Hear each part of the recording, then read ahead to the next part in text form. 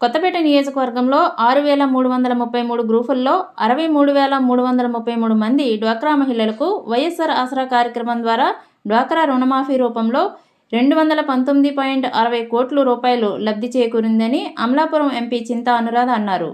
అంకంపాలెంలో 4వ విడత ఆసరా కార్యక్రమం బుధవారం ఆడపడుచులు ఆనందోత్సాహాల నడుమ సభాస్థలం జనసందోహంగా మారింది. ఈ సందర్భంగా ఎంపీ అనురాధ మాట్లాడుతూ, మన పిల్లలకు అమ్మఒడి, విద్యా దీవెన, వసతి దీవెన లాంటి కార్యక్రమాలతో ప్రతి ఒక్కరికి లబ్ధి చేకూర్చిన జగనన్నను, ఎమ్మెల్యే చిర్ల జగ్గిరెడ్డిని మళ్లీ గెలిపించుకుందామని అన్నారు. చిర్ల జగ్గిరెడ్డికి అండగా ఆడపడుచులు దీవెనలు అందించారు. ఈ సందర్భంగా చిర్ల జగ్గిరెడ్డి మాట్లాడుతూ, ఇప్పుడు 2024లో మళ్లీ అధికారం ఇస్తే ప్రజలను మోసం చేస్తాం అని బయలుదేరిన తెలుగు తమ్ముళ్లు గత ప్రభుత్వంలో మహిళలకు రుణమాఫీ హామీ ఇచ్చి మోసం చేసిన వారి నాయకుడు చంద్రబాబు ఘనతను కూడా ప్రజలకు వివరించాలని, హామీల ఫెస్టివల్ను వెబ్సైట్ నుంచి తొలగించుకున్న ఘనతను కూడా వివరించాలని, నియోజకవర్గంలో వైఎస్ఆర్ కాంగ్రెస్ పార్టీ అధికారంలోకి వచ్చిన తరువాత జరిగిన అభివృద్ధి గతంలో ఎన్నడూ జరగలేదని ప్రతిపక్ష నాయకులు వారు నిరూపించాలని సవాల్ చేశారు. ఆడపడుచులకు విందు ఏర్పాటు చేసి లక్కీ ట్రిప్ ద్వారా బహుమతులు అందజేసి తన అభిమానాన్ని చాటుకున్నారు. ఈ కార్యక్రమంలో జెడ్పీటీసీ బోనం సాయిబాబా, ఎంపీపీలు కొండా అన్నపూర్ణ, మార్గాని గంగాధర్, తోరాటి లచ్చన్న, గూడపాటి రమాదేవి ప్రవీణ్ కుమార్, గారపాటి అబ్బుల్ చౌదరి, గార్పాటి గంగారాం చౌదరి, కనుమూరి శ్రీనివాసరాజు, ముదునూరి రామరాజు, కప్పల శ్రీధర్, కొల్లి శ్యాంసన్, రెడ్డి చంటి, సాకా ప్రసన్నకుమార్, ఎంపీడీఓ నాతిబుజ్జి, వైఎస్ఆర్సీపీ నాయకులు, కార్యకర్తలు, గ్రామ వాలంటీర్లు, సచివాలయం సిబ్బంది, అధికారులు తదితరులు పాల్గొన్నారు. కార్యక్రమం చేస్తూ ఉన్నారు. దయచేసి మీరు అందరూ కూడా సైలెంట్గా ఉండి, అమ్మ యానిమేటర్స్ సైలెంట్గా ఉండి ఇక్కడ చెప్పే విషయాలు మీరు వినాలని మిమ్మల్ని కోరుతూ ఉన్నాం. మరి ఒక్కసారి 2014వ సంవత్సరానికి వెళ్దాం. మరి చంద్రబాబు నాయుడు గారు మరి ఎన్నికల్లో హామీలో భాగంగా పాపం మీరు ఎవరు కూడా మీరు డ్వాక్రా రుణమాఫీ చేయమని ఎక్కడ ఉద్యమం చేయలేదు, ఎవరిని అడగలేదు. అడిగారా లేదా? ఆయన గురించి నేను చెప్పక్కర్లేదు. ఎందుకంటే మీ అందరు కూడా మీ ఇంట్లో వ్యక్తిగా, మీ అన్నగా, మీ తమ్ముడుగా ఆయన ఇక్కడ ఉంటున్నారు. మీ అందరి మీ కొత్తపేట అభివృద్ధిలో ఆయన వంతు సీఎం గారు 50% అయితే జగ్గిరెడ్డి గారు ఇంకొక 50% పూర్తి చేస్తున్నారు.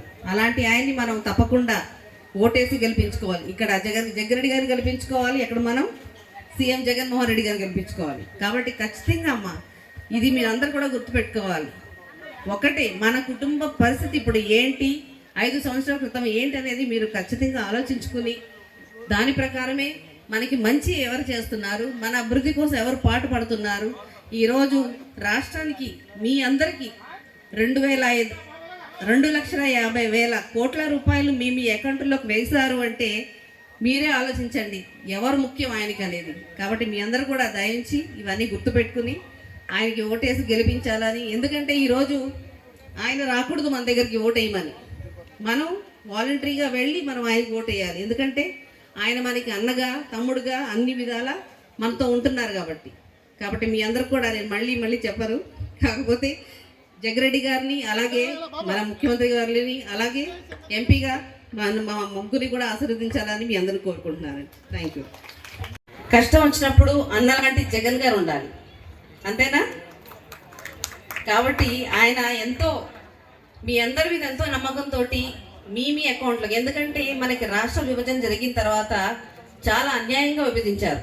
ఎందుకంటే లోక్సభ తలుపులు మూసేసి మీడియా క్లోజ్ చేసేసి మన రాష్ట్రాన్ని 2 ముక్కలుగా విభజించిన తర్వాత వారి ఇష్ట ప్రకారంగా వారు విభజన చేసి మనకి ఎటువంటి లబ్ధి లేకుండా మన రాష్ట్రాన్ని విడగొట్టిన తర్వాత కూడా ఎవరైనా లోక్సభలో ప్లే కార్డులు పట్టుకుని తిరిగారు అంటే అది మన జగన్మోహన్ రెడ్డి గారు మాత్రమే. ఎందుకంటే రాష్ట్ర విభజన సక్రమంగా జరగలేదు, న్యాయపరంగా జరగలేదని ఎన్నోసార్లు ఆయన వాయిస్ ఎత్తి లోక్సభలో మాట్లాడడం జరిగింది. అదేవిధంగా విభజన జరిగిన తర్వాత కూడా మొట్టమొదటిసారి టీడీపీ పాలనలోకి వచ్చినప్పుడు వారి ప్యాకేజీలు చూసుకున్నారు, కానీ రాష్ట్ర అభివృద్ధి కానీ ప్రజల అభివృద్ధి గురించి కానీ వారు ఏనాడు పట్టించుకోలేదు. 5 సంవత్సరాల పాలనలో మీకు ఎంతవరకు లబ్ధి చెందిందనేది మీరు ఒకసారి ఆలోచించుకుంటే మీకు తెలుస్తుంది. రోడ్లు కానీ ఎటువంటి అభివృద్ధి కానీ చేయలేదు వారు. అలాంటిది ఈరోజు జగన్మోహన్ రెడ్డి గారు వచ్చిన తర్వాత ఏదైతే అక్క చెల్లెళ్ళకి ప్రామిస్ చేశారో అన్నమాట ప్రకారం మీరు అప్పుల ఊగిలో కూరుకోకూడదని చెప్పేసి ఆయన మీ తరఫున మీ అప్పులన్నీ తీర్చడానికి ముందుకు వచ్చారు. ఇదంతా కూడా మనం ఒకసారి గుర్తుపెట్టుకోవాలి. ఎందుకంటే రాజకీయం అనేది చంద్రబాబు నాయుడు గారు చేస్తున్నారు. ఎందుకంటే మీ ఆఖరి నిమిషంలో ఎలక్షన్ వచ్చిన ఆఖరి నిమిషంలో ఆయన పసుపు కుంకాలని చెప్పేసి కొంతమందికి వేసి కొంతమందికి వేయకుండా అన్యాయంగా ఆయన ఓట్లు వేస్తారని మీ మనోభావాలతో ఆడుకున్న సంగతి మీ అందరికీ బాగా తెలుసు. కాబట్టి ఈరోజు ప్రతి బడుగు బలహీన వర్గాలు లబ్ధి చెందాలి, వాళ్ళు ఫైనాన్షియల్గా సొసైటీలో తలెత్తుకుని తిరగాలి అనేది ఆయన ముఖ్య ఉద్దేశం. ఈరోజు మీ అందరి సంతోషంలో ఆయన కూడా ఆయన సంతోషాన్ని వెతుక్కుంటున్నాను అనేది మీరు మర్చిపోకూడదు. అలాగే ఇక్కడ మనకి తాడేపల్లిలో సీఎం గారు ఉంటే అవసరం ఉంది. ముఖ్యమంత్రి గారి దగ్గర చాలా చక్కటి స్థానం ఉండి మీ నియోజకవర్గంలో అద్భుతమైనటువంటి అభివృద్ధి పథకాలు ప్యాకేజీలు తీసుకొచ్చి రకరకాలైనటువంటి అభివృద్ధి కార్యక్రమాలు చేస్తున్నటువంటి జగ్గిరెడ్డి గారిని మనం సపోర్ట్ చేసి ఇక్కడ గెలిపించుకుంటే అక్కడ ముఖ్యమంత్రిగా జగన్ అవుతారు. ఈ రాష్ట్రానికి చక్కటి పాలన అవుతుంది. పేదలుగా ఉన్నటువంటి మనందరికీ కూడా సుపరిపాలన మరొకసారి అందేటటువంటి పరిస్థితి ఉందని చెప్పి పేదలను గెలిపించండి అని చెప్పి మరొకసారి మిమ్మల్ని అందరినీ కూడా కోరుతూ మీరందరూ కూడా వచ్చేటటువంటి ఎన్నికల్లో ఫ్యాన్ గుర్తు మీద ఓటేసి అభ్యర్థులను అత్యధిక మెజార్టీతో గెలిపించాలని కోరుతూ మీ అందరి దగ్గర సెలవు తీసుకుంటా ఉన్నాను. జై జగన్, జై జై జగన్.